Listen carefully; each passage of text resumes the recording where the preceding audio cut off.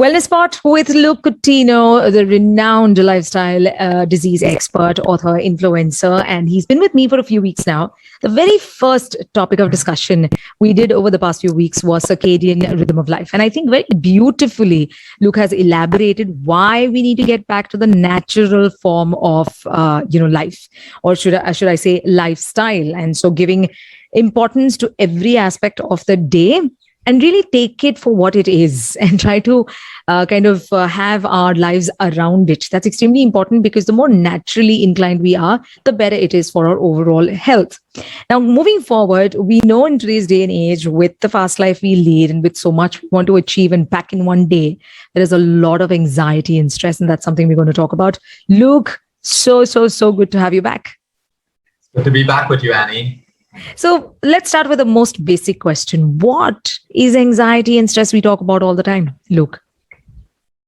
So I think a lot of people see stress and anxiety as something negative. And the first thing we need to do is not see it as negative, because anxiety is a survival mechanism. If the body doesn't give us signals of anxiety, we can't react, respond, or take the right action. So why is anxiety bad? It's a survival mechanism. Okay, we get anxious.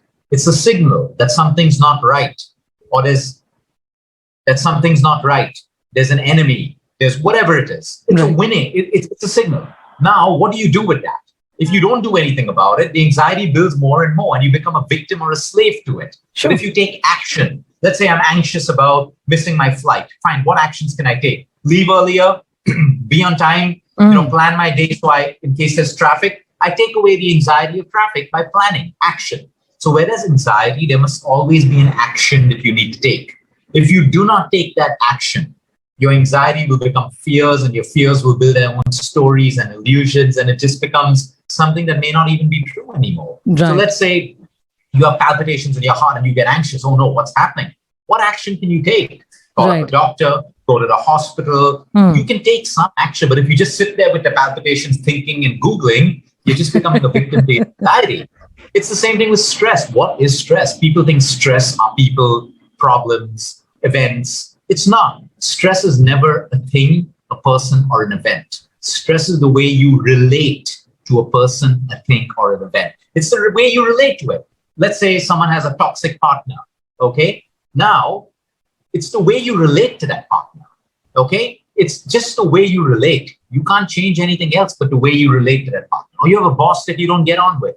Okay, you have to change the way you relate with the boss. But your boss is not the stressor. It's the way they're creating a situation, they're creating certain emotions in you, but your stress is the way you relate to it. So when we understand this, everyone who has stress today needs to look at what is the way I relate to this and how can I change the way I relate to this? And that's when we learn to diffuse our stress, manage it. The problem may still be there, the toxic partner, the toxic boss, but you change the way you relate. I don't care about what they say. You become bulletproof to them, right? You don't get walked over like a doormat. That's wrong. But you realize, why should I give any more emotional energy over there? Let them do what they want. Let me do what I want. You unentangle yourself. So that is what stress and anxiety is. They're just warning indicators. And there is always an action we can do. When something stresses us out, everyone has an option, except I'll let go. You have a choice, but you don't make it, because it hurts the ego or the pride or the why me and all of that stuff. But you do have a choice. You're just not using it. Oh, that's beautiful. That's a really nice way of putting it, a smart way of putting it across. And also for us to really be able to accept it and be able to take it in its stride, because that's what is missing today most of the times. I think if I have to speak for myself, we try to want to get everything and we want it all going absolutely fine. We cannot have any missing puzzles. Or missing pieces in the puzzle. That's how we like it these days. Well, there's also food as an important component. And yes, there are many aspects of anxiety and stress that, comes in the way of productivity.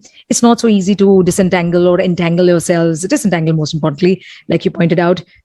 When you say disentangle, and for someone who's had that as part of their personality, or someone who hasn't realized that maybe they did not plan the way they thought they wanted to plan and they missed some steps here and there, these anxieties and fears have developed over the years. What do you do then? How do you disentangle yourself? Because it's not a one-day thing. It happens over a period of time. So what are some of the pointers you would like to, give us as advice, suggestions?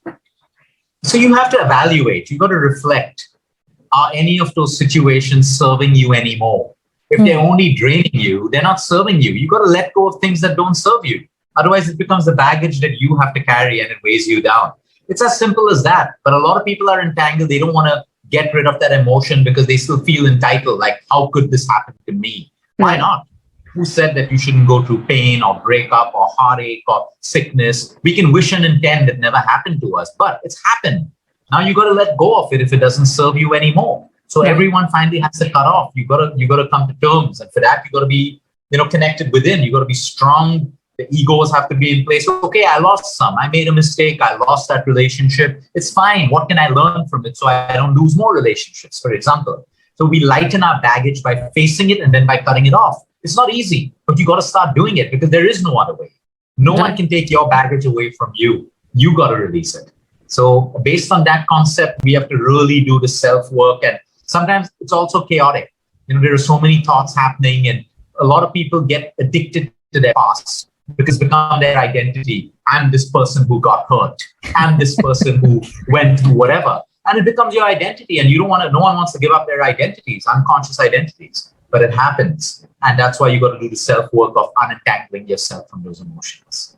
Oh, that's beautiful. I also want to talk about in the next episode, I think, about the food choices we make and how food also impacts, because I know you have told me this repeatedly in our past conversations, that food is something that fuels our cells, which then in turn, of course, does kind of help us make up our personality, contribute to different aspects of our lives, how food really does help us brighten ourselves also. That's something we will touch upon next time. But for today, thank you so much for introducing us to anxiety and stress all over again. Yes, we need to sit down and plan. Yes, we need to disentangle by letting go and accepting that this is somewhat the reality we are in, and it's not all that bad.